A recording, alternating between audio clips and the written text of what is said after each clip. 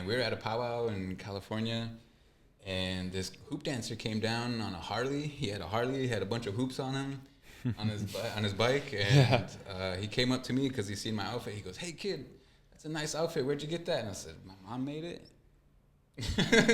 Kind of like awkward, like stranger danger. For a second. At the time, were you like a grass dancer? Or? Yeah. Oh, okay. Well, I was in between doing fancy and doing grass. So I started out doing fancy dance, and then I started doing grass, and then so this gentleman came up. He had a bunch of hoops, but he goes, "Hey, where'd you get your outfit?" And I was like, "My mom made it." And he says, "Can your mom make me one?" And I said, "Well, that's a big ask. You're gonna have to ask her." So they ended up conversing, and they started talking, and my mom offered him an outfit in exchange for him to teach me and my brother how to hoop dance.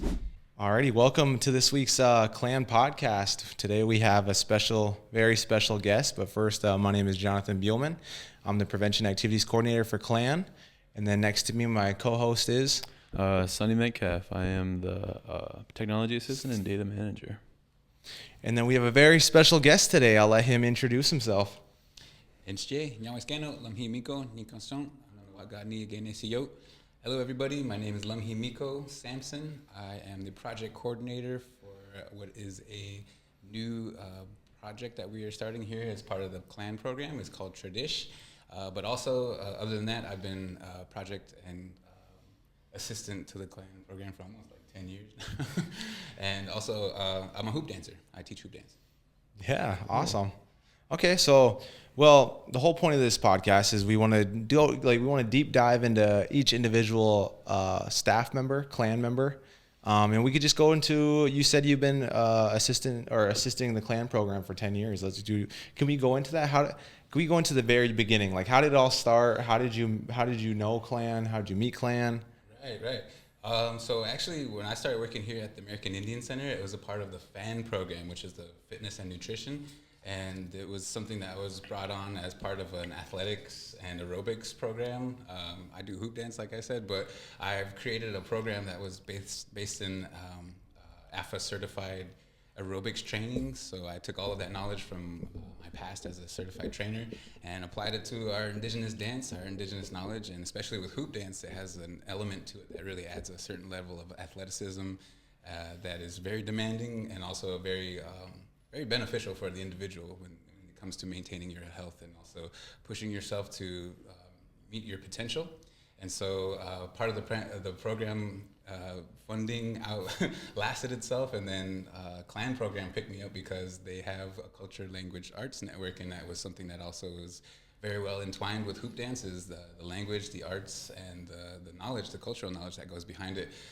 For me, hoop dance is something I've been doing since I was like 6 or 7 years old, so I'm almost 33 years now.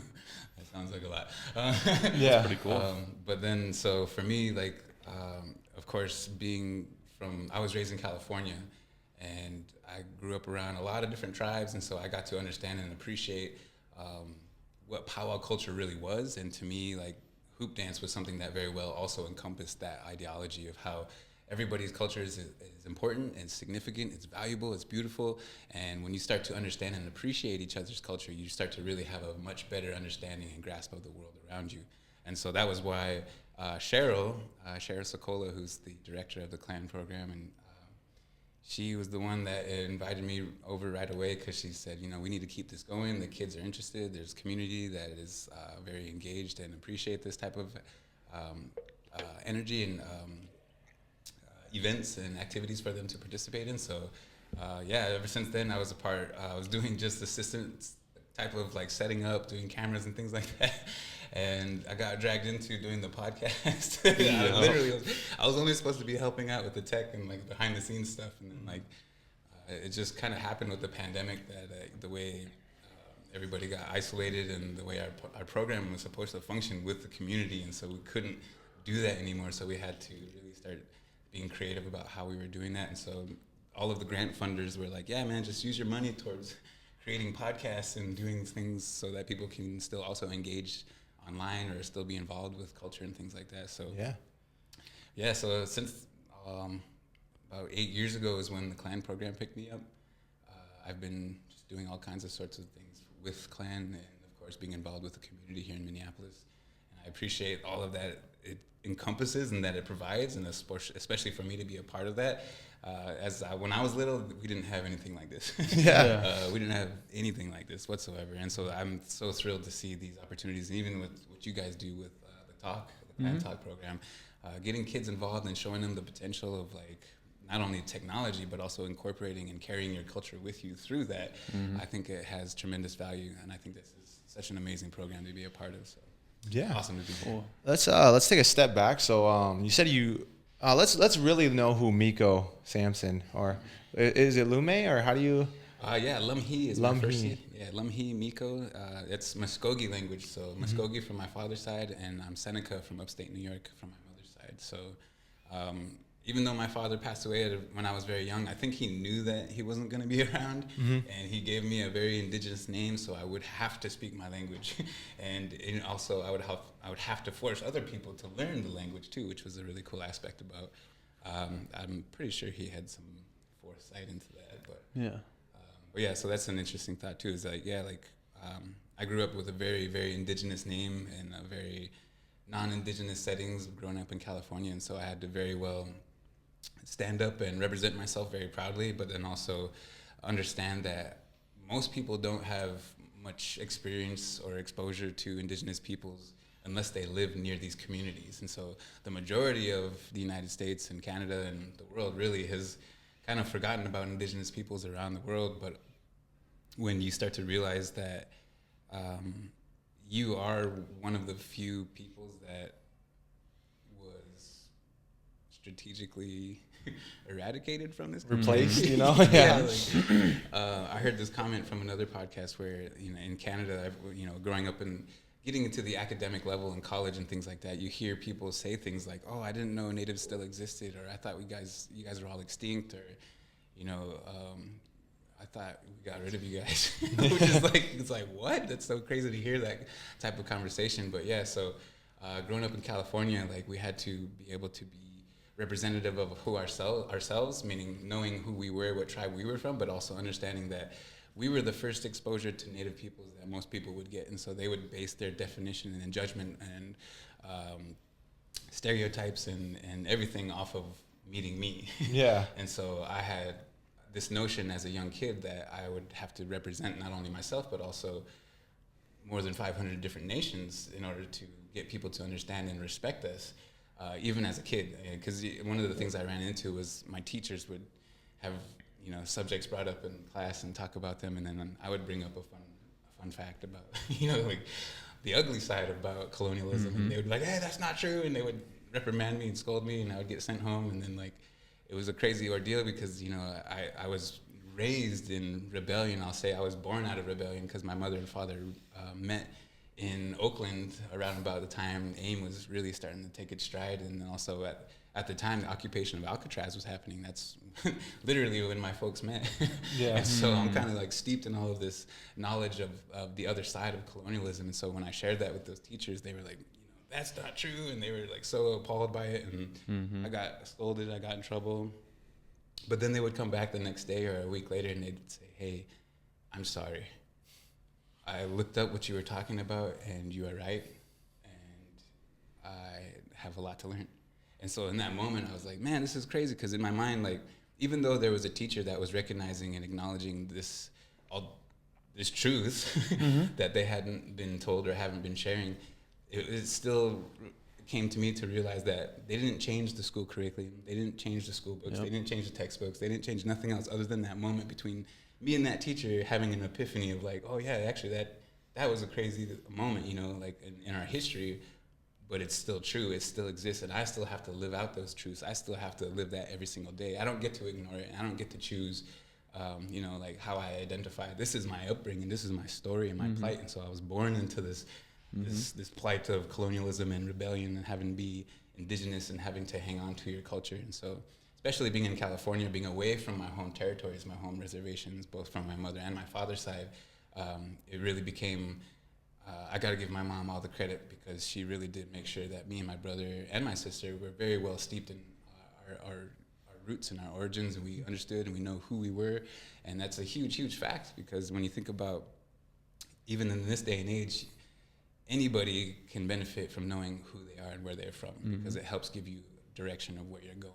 And there's so much truth to that. I've heard that all my life, but like I resonate with that more now than ever, especially when I tell people, you know, even as a kid, when I was like, you know, in California and people would look at me like, oh, cool, you're an Indian, rah, let's hear your Indian song and dance and like, let's see it, you know, and I'd be like, okay, I'll do mine, but then you gotta show me yours. Let's see your white dance. Let's hear your white songs. And they'd be like, square dancing. yeah, that's square dance. Like, but no, I would point out to them, like, where are you from? Like, are you German? Are you French? Are you Italian? They'd be like, oh, yeah, you know, I'm this and this and this. I was like, that's cool. You know, how come you don't represent that before? You know, because it's one thing for me to emphasize to indigenous kids, you know, that it's important, it's valuable, but even white folks, you know, they really have a disconnect about where they come from. And so it really plays into this ideology of aimlessness and purpose and what is the meaning of life.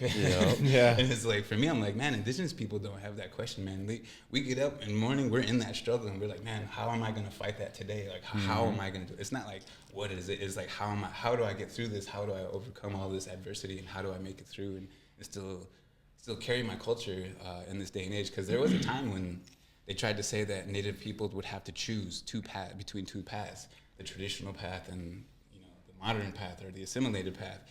And I have a hard time dealing with that, because in my mind, I'm like, we cannot deny who we are in our genes and our ideologies, because when it comes to businesses and things like that, we think differently when we try to make a business plan. We're like, we're not just going to take something as much as we can and like exploit it as much as we possibly can, but we're actually going to be mindful of the entire process of it, because indigenous knowledge to me was ingenious, was totally all encompassing, and it understood the balance of science, of nature, of creation, that we could not create nor destroy mass or matter or energy, and that everything had a purpose and a place, even the ugly things and the negative things, but also for the way that we lived, it was so ingenious that it seemed like we simplified things to people where they thought it was like, oh, you guys are primitive.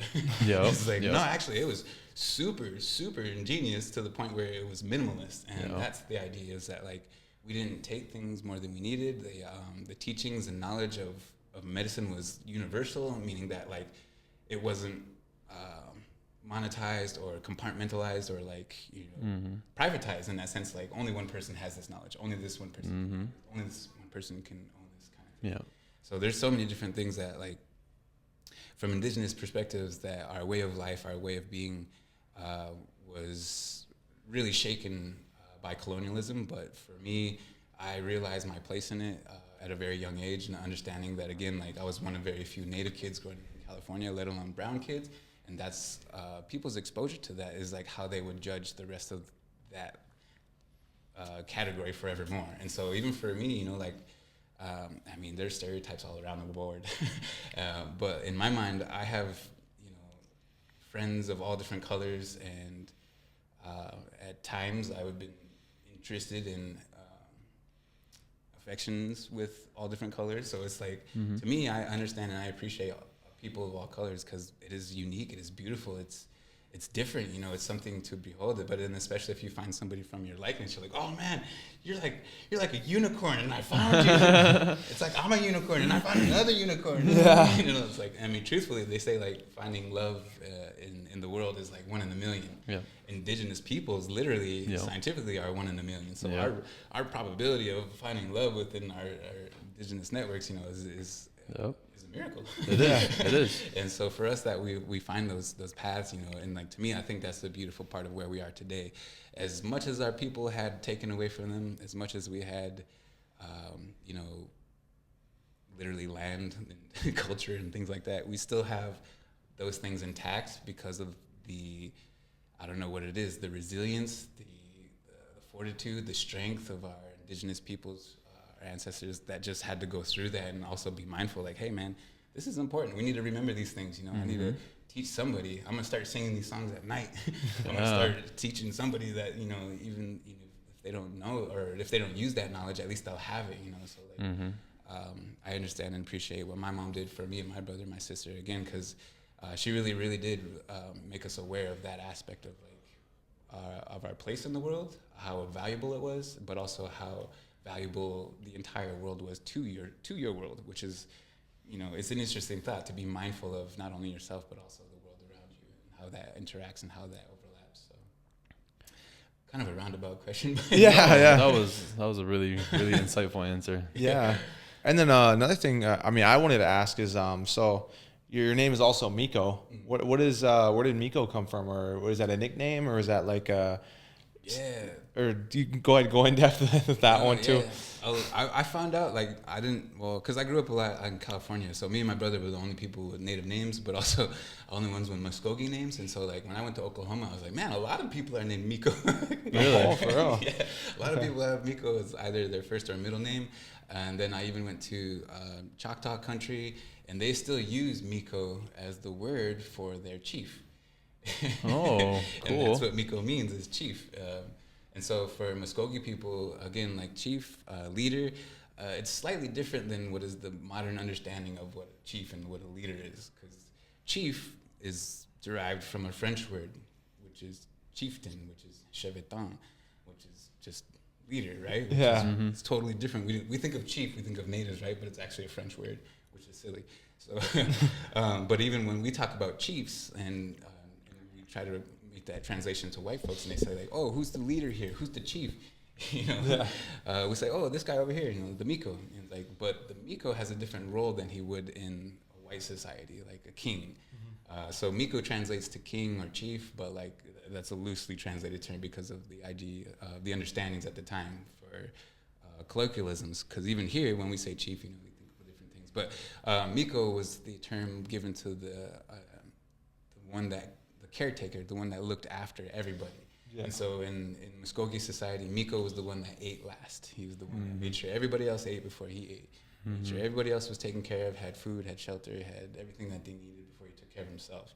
And just think of that, that's such a mindful ideology that it's not necessarily just the one person. All people have this mentality of like, hey, I gotta be careful with your being because you are sacred. You're sacred to me, I'm sacred to this world, we are all sacred beings. And so understanding that ideology from our perspective has a totally different meaning when you say chief or leader or king, because it's like, it's quite the opposite. Yeah. they lead from the top down, and whereas we lead from the bottom up. We take care of everybody, uplift everybody. So that's where Micco comes from Muskogee people. And then again, there's the 5 civilized tribes, and we all share the same language base, and so they all have Micco in their language, and some of them still use that for their chief word. And so that's so cool. A lot of people in Oklahoma have the middle name Micco, which is kind of cool too. So was that given to you, or was it? Was that your Muskogee name with also, or that was just more of like? That's what I was born with. Oh, yeah. Okay, yeah, okay. No, I'm sorry. Yeah. So is it Lumhe? Lumhe. Yeah. Micco. So Lumhe Micco is like your full name. Yeah. Lumhe Micco. Yeah. So it would be eagle, king. Lumhe is eagle, and then Micco is king or chief or whatever. Okay, that's so awesome. This whole time I thought it was like either or. Like I thought that was a nickname. I didn't know. I was just like, oh, okay. Micco. That's really cool. I got more insight on that because then now I know what that means. For sure. Yeah. Even funner though too is like for a lot of people, my first name is hard for them to read, to approach. But even traditionally, like the way our language spells my name is LVMHE. So people get really scared of that one. Yeah. My brother, he named his son Hathunwaji, which is all consonants. HVRVNWV. Whoa. White folks just go, It's so funny. But the backstory about that is like for Muskogee people, when colonizers came to us, they proclaimed that we didn't have a written language, but we had pictographs and images and things that we were able to convey messages and things with. So when they said, what's your alphabet? And like we're like, we don't have an alphabet. And they're like, okay, well, you guys got to have an alphabet. And we're like, okay.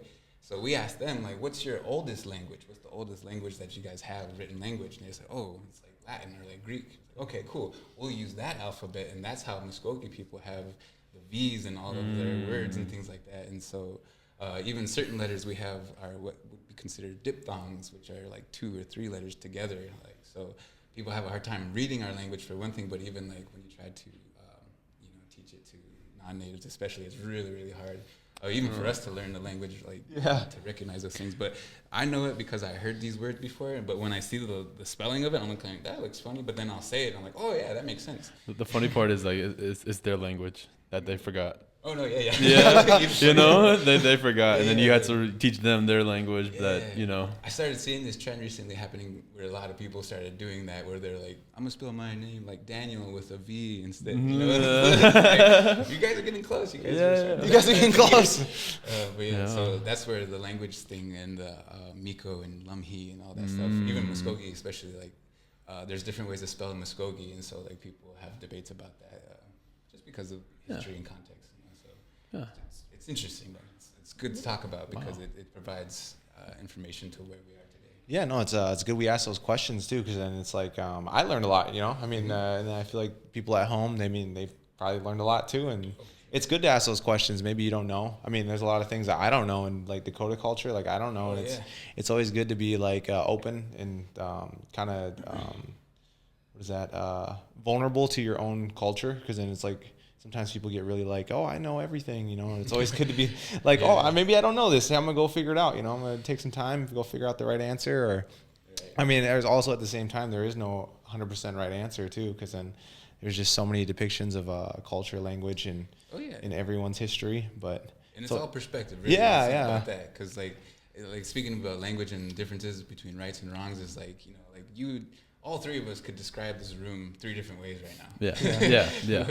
And so none of us would be wrong. It would just be different perspectives. And to me, again, the more knowledge that you have from different perspectives, the more complete your understanding is of whatever it might be. It could be anything. And understanding language, understanding origins, and even because when you talk about like language, especially here in the United States, so many things are named in native languages that they don't even know it. And especially when they're mispronounced, they don't sound like a native language. You know, like my favorite, for example, is the state of Ohio. Ohio is actually a word from our language, from Haudenosaunee people. The word is Ohio, and Ohio means river. Oh, see? What is Ohio but a huge river basin? That is so funny. And so here we are, you know, like in this modern day, Ohio, you know, like, but understanding again, like this origins of roots of where it's comes from, it gives it trajectory, understanding where it can be, where we're going, understanding that when we all become enlightened together, we have a much better chance of having a better future together. So that's my goal, is to see everybody in a much better, happier, healthier future, especially for indigenous peoples, but all peoples around the world are going to need each other, period. Yeah. Alrighty, Micco. So here's a question that I wanted to ask, and I know probably people at home want to ask: is how did you get started into hoop dancing? How did you start getting into teaching it? Where did it all start? You I can go into depth with that one too. Well, man, my life journey just started happening. I've been hoop dancing for such a long time. It seems like it's been my life, literally, and so. I've always loved power. I love dancing. My mom said that I was very good ever since I could walk, and so she just kept on feeding me, kept on encouraging me to go and go and go. And we were at a powwow in California, and this hoop dancer came down on a Harley. He had a Harley, had a bunch of hoops on him, on his bike, and he came up to me because he seen my outfit. He goes, "Hey kid, that's a nice outfit. Where'd you get that?" And I said, "My mom made it." Like, kind of like awkward, like stranger danger. For a second. At the time, were you like a grass dancer? Or? Oh, okay. Well, I was in between doing fancy and doing grass. So I started out doing fancy dance, and then I started doing grass, and then so this gentleman came up. He had a bunch of hoops, but he goes, "Hey, where'd you get your outfit?" And I was like, "My mom made it." And he says, "Can your mom make me one?" And I said, "Well, that's a big ask. You're gonna have to ask her." So they ended up conversing, and they started talking, and my mom offered him an outfit in exchange for him to teach me and my brother how to hoop dance. And so when he had like, I don't know how many, he had like 42 hoops or something like that on him, which was a lot. And so he taught me and Sam, my brother Sam Soji, how to hoop dance with 5 hoops. And so that's kind of like the base starting model of hoop dance, is like you can do so much with 5. 5 hoops is an amazing instrument or tool or catalyst for you to be able to tell your stories. And so that's the coolest thing about hoop dance, is every hoop dancer is an individual, has their own story, has their own perspective. And so hoop dance is a way for you to express that and tell that story, just like any art or instrument. And so again, he traded the knowledge, taught us for a week, and then gave him an outfit. And so the first time we went hoop dancing, he wanted me to get used to being in front of people. So he took us to Venice Beach. And so like just like put down a blanket and like, you know, I don't think non-natives knew what the blanket was for. Yeah. So we had to put a can, like a bucket. And so then they started putting dollars in. So me and my brother were hoop dancing. We were dancing away. We were, you know, getting dollars. It was so cool. Yeah. And the whole time we were dancing, our teacher, his name is Buffalo Child, he was getting ready. And we got done dancing. Me and my brother, we finished. We did our thing. We took a bow, and then like the crowd left, and then he started doing his thing, and there was nobody there. Oh man! So it was like a humbling experience for him, but also for us to understand and realize that, you know, at any stage in your life, these hoops will equalize you. They'll let you know you're just a person. You know, you're not above anybody. You're not below anybody. You're just, you know, just a humble person. So Buffalo Child, is he still around or? Yeah, he's still around. He's still moving, and he's kind of got that nomadic endeavor from hoop dance where we're constantly moving, constantly teaching. And so he's Cree from northern Saskatchewan, Canada, and came all the way down to Hollywood, California during the early 80s and 70s after, you know, Native American films and popularity became such a big thing. And so there was a lot of natives from all over the continent, all over Turtle Island, that were coming to Hollywood and trying to make it and trying to get famous. And so that's what everybody was doing, but coming to find out, that was like one of the hardest places to try to make it because the cost of living was a lot. Yeah. And then the job opportunities were very minimum. And at the time, especially like compared to now, Native perspectives, stories, and like art, so much more appreciated and encouraged versus back then. They only wanted the, you know, stereotypical, you know, native and leather and feathers from back in the 1800s, you know. So, it seemed like cowboy movies were really popular then too, right? So they really that's probably why they wanted so many. Spurred out of that time zone, Yeah. So that was just one of the things that happened. So, but even after that, you know, so me and my brother, we learned how to hoop dance, and then we turned around and we taught our mom and our younger sister. And you know, it was just because we were around, we were doing it. Our mom had us practicing like every day for an hour at least, and so we accrued that 10,000 hour mark by the time we were like 11 and 12, you know. Holy smokes, yeah. And so, but that, and then it was up to us after that. So we learned from him initially, but then we would run into other hoop dancers throughout the powwow trails in our lives and learn how to make new formations and incorporate more hoops. My favorite number to work with now is like 16. I have numbers choreographed with like 13, some with just 5, some with 8. The most I can use is 52. Which is like a really long song. Yeah. And so again, it takes collaboration between the singer, the dancer, and you know how long both of them want to be able to sing. So usually like powwow songs are about 4 push-ups. Most hoop dancers will ask for about 6 push-ups. But with that 52 song, man, 52 hoops, man, it takes a while to get up and get down. And so like you gotta have a good singer that's ready to sing that many push-ups for you too. So that's pretty cool. But yeah, there's a lot of that goes into hoop dancing. So. Started at a very young age and just kept on learning. Even now, I'm still learning. I give my hoops to youngsters, and sometimes they'll show me things because they don't have boundaries or limitations about what they can or can't do, and so they'll grab a hoop and just like they get creative. Yeah, they're just all creative, you know, and it's like, whoa, that was cool. I'm gonna borrow that. Yeah. I'm gonna tell people that you taught me, but I'm gonna borrow that. Yeah. Well, another thing too is I wanted to ask is how did you meet Keith Secola? Oh yeah. Yeah, that's because then it's like it all kind of ties together. Yeah. You know. So I lived in California until I was about 12. I moved to Bismarck, North Dakota for a time, and then I lived in Wisconsin Dells for a time. And then my mom got us to move back to our home territory in western New York on Cattaraugus Reservation. There, after I graduated high school, was when I met Keith Secola, and he was there performing as an opening act for CCR, which is a pretty big band, right? Like I didn't really know who they were when I was 18. I was a kid. I heard their music before. I know the songs, but I didn't really realize how big they were. And so I was performing with another group by the name of Jana Mashoni. She was an R&B singer.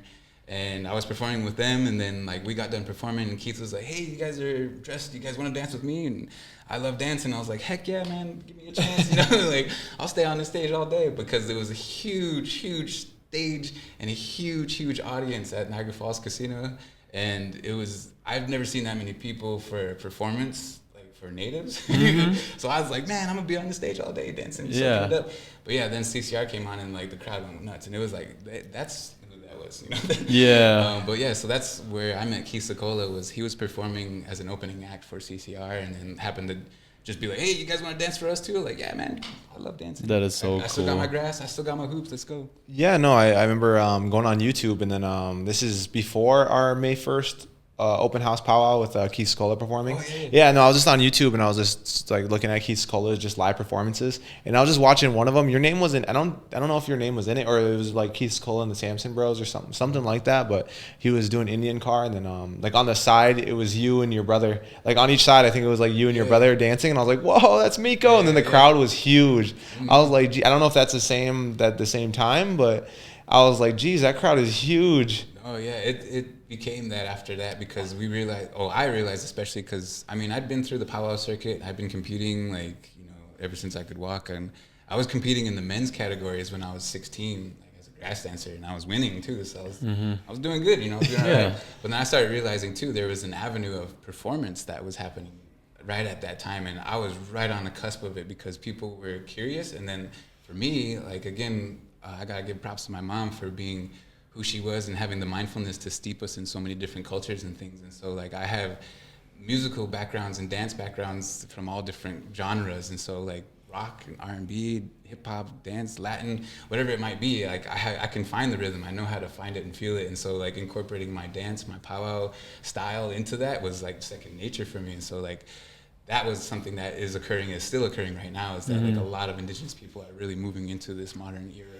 of different instruments and mediums, and so, like, have the ability to express ourselves and tell our stories in so many more ways. It's a beautiful thing to be a part of. But and again, like, I was a part of that initial wave where they were like, yeah, man, powwow dancers can get down to different songs, you know, like, and like rock and R&B and hip hop, you know. And it's like, and so then, yeah, thereafter, you know, I moved to Chicago with my brother, and he was attending Columbia College in Chicago, and we met Frank Wan going to school there too. And the same thing, you know, he was one of a few natives in the whole city, and we thought we were the only ones, but he was there, you know, trying to pursue his passions, trying to level up, you know, get to the upper echelon. And so then we all met, and we started feeling each other's creativity and catalyzing each other and pushing each other out of our comfort zones. And so, like, it really helped push us to where we are today, where for me and my brother especially now, we are artists in our own right, as opposed to just backup dancers or, you know, entertainment or, you know, folk dancers. Right. And so I think that's an amazing thing, is like where we are today is like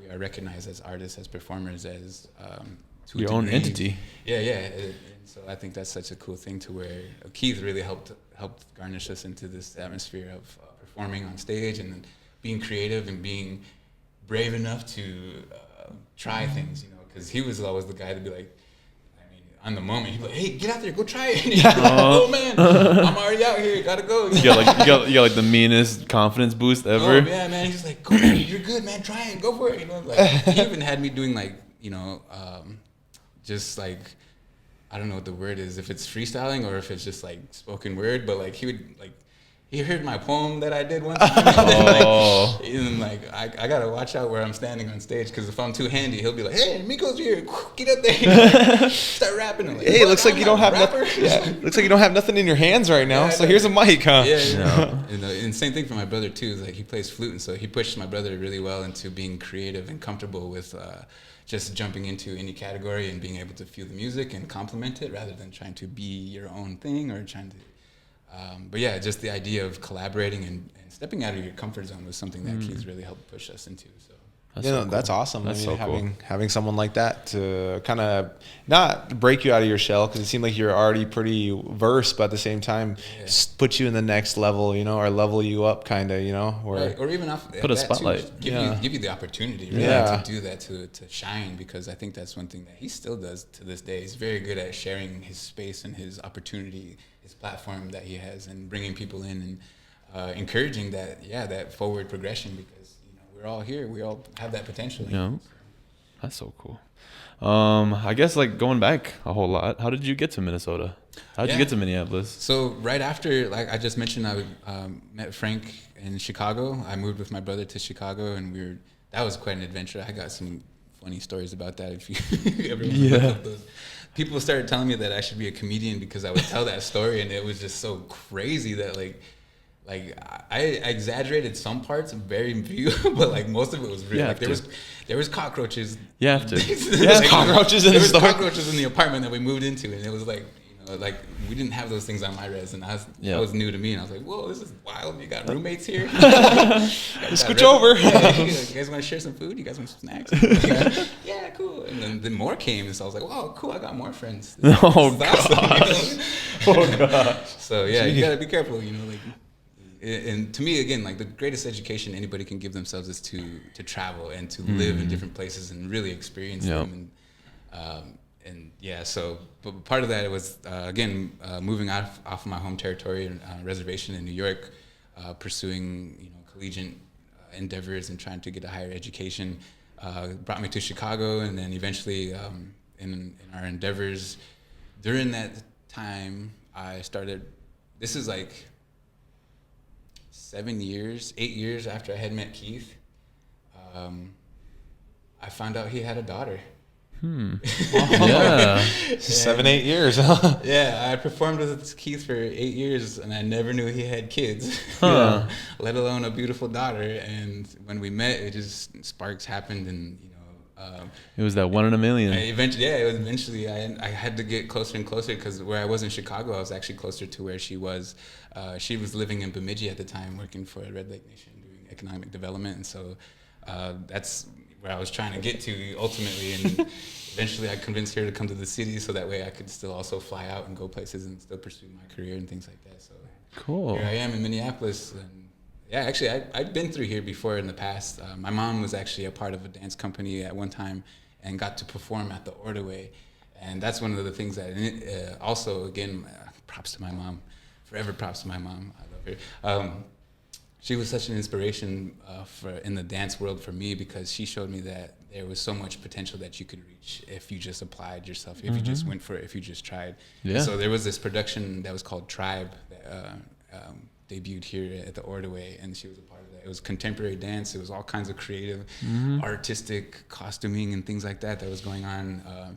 All native cast, beautiful singers, beautiful songs, everything in line with what I felt like was me, represented me. And so it's such a cool thing to see her go through that. But then me and my brother actually got to perform at the Ordway on our own merits this past year, and I got to bring my son.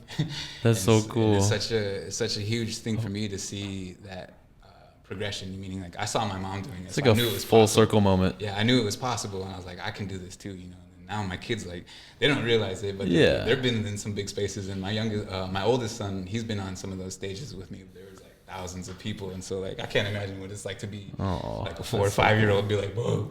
Yeah. But they're steeped in it, so they know that this realm exists. They know it's possible. That and for me, but also even for any people that see me in anywhere as I perform, at small schools or big stages or big events or big venues. I really hope that they see themselves and they could see the potential that they could be there one day. They could try that. They could do something in their own likeness, what they like doing. Because even for my son, I really my mom was a very disciplined teacher when we were kids, and she really made sure that we really were on schedules and really Focused. Yeah. focused. Yeah, for me, I really just want to provide the support for my children. So whatever it is that they are curious about or want to try, like I don't discourage anything. I really want them to try to learn anything and everything. Yeah. Just have some ambition. Just try something. Yeah. And if it doesn't work out, you could try something else. Oh yeah. And that's the beautiful thing, is that like you never really fail in this world until you quit, until you give up. Exactly. And so it's up to you. You can try it and try again, and nobody starts out amazing. And if they do, they should go with it. Yeah. If you're a natural, go with it. Yep, that's the one. But nobody starts out amazing. Everybody is terrible their first Yeah. try, and that's the hardest part about anything, is that fear, that doubt, that shyness, and But once you get over that, it's like and I encourage anybody to try anything, because that first initial step is the hardest. But once you get past that first step, they all fall in step, and it's like walking. That's so cool. That becomes second nature, becomes memory, becomes confidence, becomes what you build it. Yeah. And then going back to MAIC or just clan in general, I thought of something that was really funny. It's Our podcast before, the podcast before that with me and Sonny, I always said it was a rite of passage that people start with fan, or I mean that our program kind of starts with us fan. Three. Yeah, us three right here. We got fan tattoos. Yeah, we all started with fan, and then we transitioned into clan. So that's really cool. I just thought that was really funny, and then and that goes into fan. So you started with fan first, and then you did a lot of the athletic aerobics with them, just with hoop dance. Yeah. And it's cool too, because on our Facebook, what I really want to do is I want to upload them to our YouTube, is get all those hoop dance classes you had over the pandemic on our clan Facebook. Because you did a whole bunch of, I don't know if they're live. Were they live streams? They were live, yeah. Yeah. There's a lot of bloopers in there. So. Yeah. So there's a lot of Micco's hoop dance classes that he taught with hoop dance aerobics, kind of. Yeah. Was it? Yeah. I mentioned before that I was an AFA certified aerobics instructor. Both me, my mother, and my brother, all three of us were certified instructors, and so we incorporated that knowledge into our indigenous existence. Our dances were just as challenging, fancy dance especially, but hoop dance especially too. You got an object outside of your body that's making you make your brain work out more than just your body. So I think that was one of the cool things, is that there was the first half of those classes is just like a fitness program where you're just sweating basically, and then the latter half is like skills and techniques and knowledge and things like that. So but even during the skills and techniques and knowledge, I say this, from my classes, you get three choices. You could come there to learn, you could come to sweat, or you could come to have fun. But inadvertently, all of them are going to happen. So you're going to learn, sweat, and have fun. Yeah. And even when you just think you're having fun and playing, you get done, you're like, man, I'm worked up. I'm having fun. I'm sweating. That was fun. Yeah. I didn't think I was working out, but I was. I got my heart rate up. I got a lot of movement going. I got some range of motion, some stretching, and some cognitive practice between my brain and the world around me. So I think that was one of the cool things, is that, it was really an amazing program, and especially during the pandemic, a lot of people really had something to look at, to follow, to keep them busy, to keep them occupied, and keep them going. But if you really did sit and look through a lot of those things, you could have a lot of good techniques and skills with dance. Also, a lot of fitness. I was working out every single week with that. So that was top shape of my life. Because I really want to get, like I said, I really want to get those all onto YouTube. And then going from doing those fitness classes, and how did you get on the podcast? I know we briefly touched about it before, but you used to be on the podcast every week at a certain time, and it was really awesome, because I was like, that's when I kind of started. It was kind of almost the end of it. Right. But go ahead. Oh yeah, and honestly, the setup that we have today is phenomenal. You guys have no idea.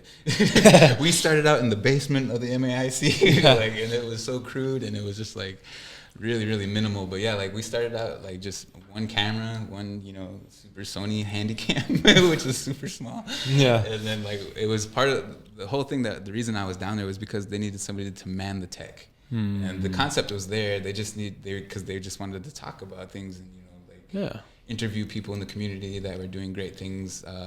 But even at the time, his name is Manny. He was doing amazing work finding celebrity indigenous artists and activists from all over the nation, and getting some really big names. He got gosh, I'm drawing some blanks right now. The guy, I know he was on Res Dogs, that one guy with I can't remember his name right now, I'm blanking on it, but he has the X tattoo, or there's the two tomahawks on his neck. Dude, yeah, no. He got him. You talking about him? Yeah, he got him one time, and I seen that. That was Yeah. I don't even know his Instagram handle. What in the knife? Yeah, something. What in the knife? Gary Farmer. Gary Farmer. A lot of people, man. He got some big names in there. So at the time, again, I was behind the scenes. I was handling the tech and making sure things were running smoothly.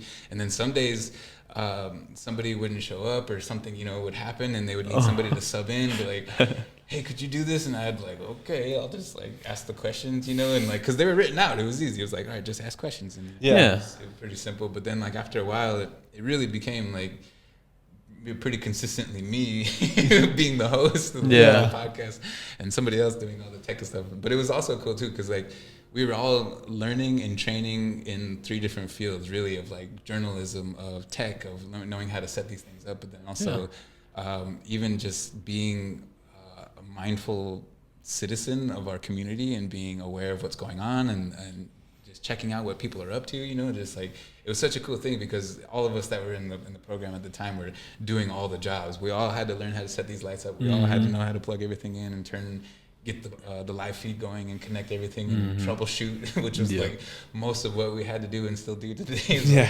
Making sure things work, you know. And so I think that was the cool thing, was like to see it grow from what it was until where we are now. Is like we have a full-fledged production, you know, company. And the level that we have of ability to do different things, meaning not just podcasts but video, but streaming. We could host the audio for events and things like that. You know, it's pretty amazing what the client program has become, just because of the adversity and what happened during the pandemic. I feel like that was awesome, because then it feels like it's your work, Manny's work, and McGuacy's work, and Cheryl's work that really like pushed our programs to that next level, to where like we were innovative enough to figure out or problem solve enough to where we didn't have classes in person. We didn't have drum and dance in person. We couldn't do your aerobics in person, your just hoop dance teachings in person, but we all kind of adapted to making it all on social media, all through our Facebook. Mainly it was just Facebook, because I think we just recently we got YouTube, Instagram, TikTok, but it was all through Facebook where we learned how to adapt our ways into sharing all of our knowledge through the internet. So it was really awesome. And it's crazy how like when I first started, it was the handheld Sony camera, and then we still had a really cool soundboard, but at the same time it was just one camera. It was all recorded through Zoom, and now where it is now, it's crazy. We have Sony cameras, awesome cameras. They all record 4K, and it's just like from when I first started to now, it's just crazy. And I know you started when there were guys in the basement, you know. So yeah, that's definitely it's amazing to see where we are now and the potential that anybody really has to think about that. You know, it's like we didn't start out thinking, yeah, man, we're gonna have this. We did not have any of this in mind, you know. But it was the idea is like we need to do something, and so even, you know, at the time it was your father who was actually here. It was being one of the hosts and just talking to the community, just talking about subjects, just being personable, you know, and utilizing these instruments and tools that we have available to us and making it work, because there was nothing else that we could do about that, you know. And that's the same thing that where we are in each generation, coming from, you know, just 200 years ago. Just imagine, you know, like being forced into a new, unfamiliar place and having to adapt and having to learn really quickly and make it work and survive and thrive and make it, you know, to the next generation. So that way, you're still here, you're still able to adapt. And I think that's, again, speaks to the adversity of our indigenous roots and genealogies, that we have such resilience. That we won't quit. We're not giving up, you know. We'll figure this out. But then our ability to adapt continuously, I think, is amazing. And certainly now we have so many more tools and resources to help us adapt. And we're a part of that. We're making it happen for younger generations, those that are part of these programs. So. But yeah, exactly like how Clan Talk is. You know, we're teaching the youth how to, you know, make videos, do the production we're doing right now with the language. You know, so that's kind of like you guys paved the way, so we could walk. You know. I mean, on our YouTube. Sorry to cut you off, but on our YouTube we have all of our older video. I mean, not older videos. I think they were posted probably like a month ago in June. But we ended our first session of Clan Talk ever, and the kids got to come up with questions for our staff that they wanted to ask us, and then also at the same time they got to show off all the language they learned. And then that's just like thinking like you guys are in the basement with the handheld Sony camera to now we're teaching youth how to set up all this stuff, and then also at the same time they're learning language for all hands on. So it's really cool. And then it's like you said, you didn't even think it was going to be there. Come to this point now. It's like it's crazy how just like how adaptive we are and how like innovative we are, and then how we could push that onto like our next generation. So it's pretty awesome. For sure. Awesome to be part of this crew. Right? Like, I don't know. I'm still pretty new, you know, and getting to know everybody. So it's pretty fun to like be on this fun roller coaster, you know, learning all this stuff. Because like, I kid you not, I did not know anything of this. I still don't know a lot of it, and I'm still learning. So it's pretty cool to even like have the, you know, like the pioneer. I call him the pioneer with us, you know. Oh, it was funny too, because we're at drum and dance. This is a funny story. So we're at drum and dance, and then Micco, Cheryl Sokola, our program director, was asking me if I could ask Micco to be our MC. Because then we had it. I mean, no issues at all, but it was just we had some things with security concerns that we wanted staff members to walk around the building more. So I was like, yeah, Micco. So if anybody doesn't know, being their prevention activities coordinator, I'm in charge of drum and dance, getting all the consultants ready, getting basically getting the building ready, getting all the equipment kind of ready, and they're just coordinating that. So then usually I'm always at the MC stand, or I'm doing like the live stream MCing and things like that. But last drum and dance I wasn't. So Micco came. We're like, Micco, could you be the MC? And then it was funny because in my first time working with Clan, Mimiguesi was out because he was on paternity leave because he just had his daughter, Gemma. Shout out Meme and his family. But it was just me and Micco my first drum and dance, and I was being the MC, and he helped me set up everything and what to say and everything. And it was funny because it was like a turnaround moment where I was like, all right, Micco, you're the MC today, and then Micco's like, what do I say? You know, I'm just kidding. I was like, you taught me. That was the Keys to Cola moment. All right, get out there. Yeah, get out go. there, go. Yeah, you got this. No, so that was really funny, and that was really cool because it was Micco, because Micco really helped me come out my shell. You know, he's like, no, you got this. When I first started like 3 years ago, and now I was like, Micco, okay, you got this now. But no, I thought that was just really funny. But going on, your new project. Oh yeah. What is it called? Yeah, so we recently, under the client program, we got grant funding for a new project called the Tradish Project, and I'm really happy to be appointed as the project coordinator, and I'm also going to be a part of it as well as a hoop dance instructor. So it's a really amazing opportunity for anybody, especially our youth. We want you guys to have the opportunity to learn, to be a part of the powwow circle. If there's anything that you want to know, meaning like not only how to dance, but also how to make parts of your regalia, or how to ask anybody about how to ask about parts of your regalia.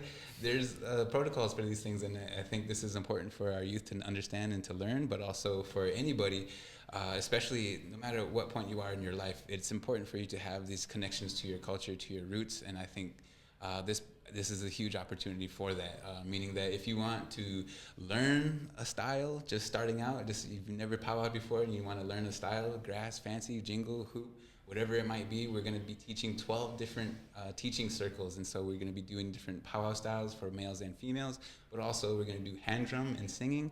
And then there's also going to be a session where we're just going to teach about how to make all these different parts of your regalia. So if you're missing certain things and it's not like, impossible for you to get, you have the opportunity to learn how to make them, but also find people or network with people that can get you to that point.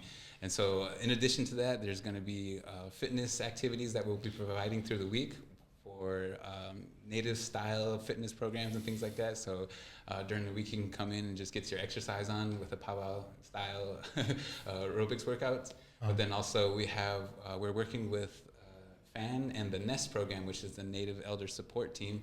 And there's going to be weekly sewing circles that we will host on Thursdays from 1 to 3. And so we encourage anybody to come. It's generally for our elders, but we want to encourage this intergenerational community and have you guys learn from these elders how to sew, how to make these parts of your regalia.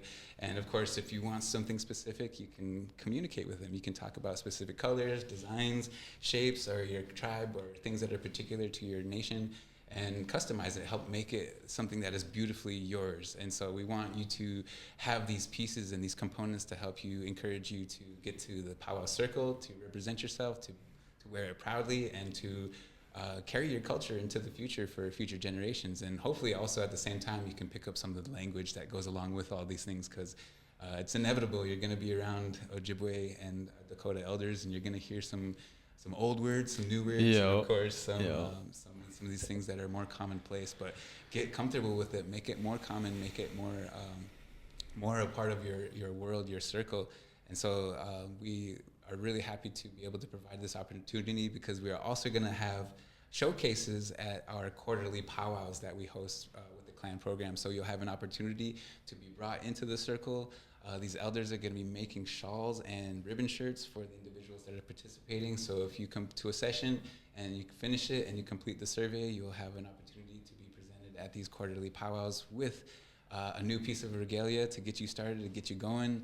And again, learning from some what I would call masters in each of these genres or categories. So fancy, grass, traditional, hoop dancers, whatever it might be, you have an opportunity to learn directly from them, ask questions to get yourself steeped in the styles and songs that might go along with these things, but also, and again, see what it is you might be missing from your own regalia. If you need something, if you need to learn how to make something, this is the time and a place for that to happen. So again, a big roundabout summary of the Clan Tradish project, and I'm happy to be the project coordinator, and I'll be seeing everybody throughout this next year or so, and hopefully we get this thing to be more of a permanent establishment, so that way we can have this knowledge resource available to the community. And it should be. It's like, you know, I was gonna say, like, it's free to everybody. All right, anybody with like 0 to no knowledge can come. You know, like you know, any background. I feel like, you know, like, cause like I think of for myself. You know,